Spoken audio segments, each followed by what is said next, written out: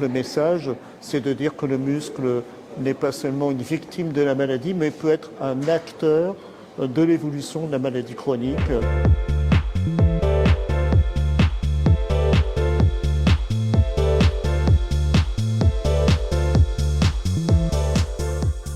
La sarcopénie, c'est la perte progressive de la masse et de la force musculaire avec l'âge.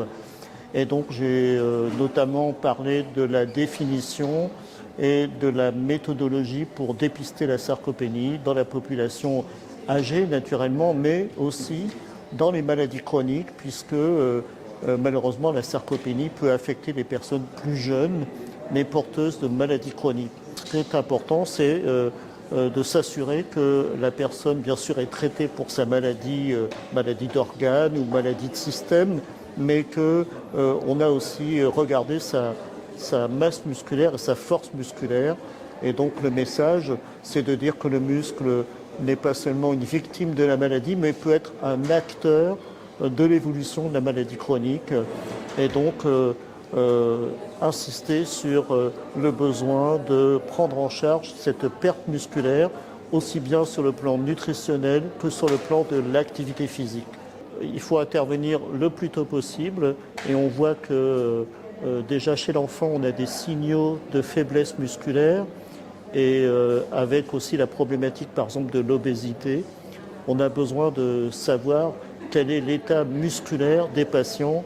Même s'ils ont une obésité, ils peuvent présenter une dénutrition, ça peut paraître paradoxal, et qui serait signée par cette sarcopénie qui fait partie de la définition de la dénutrition.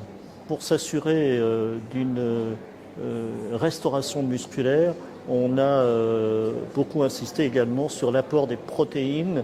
Ces protéines sont importantes sur le plan quantitatif, mais aussi sur le plan qualitatif. La distribution sur les 3 repas est importante. Le petit déjeuner, par exemple, est souvent dépourvu en protéines. Et puis, utiliser la séance de rééducation ou de remise à l'effort pour rajouter les protéines juste après l'effort, parce qu'on sait que la synergie entre l'apport de protéines et l'exercice physique sont des éléments très intéressants pour faciliter la récupération musculaire. Il y a la question de la formation, de la sensibilisation des soignants et puis la question de la prise en charge de cette sarcopénie qui aujourd'hui est probablement sous-estimée, aussi bien cliniquement parlant que économiquement parlant. Et donc il y a sans aucun doute un effort à faire sur le plan santé publique pour le dépistage et la prise en charge de cette sarcopénie.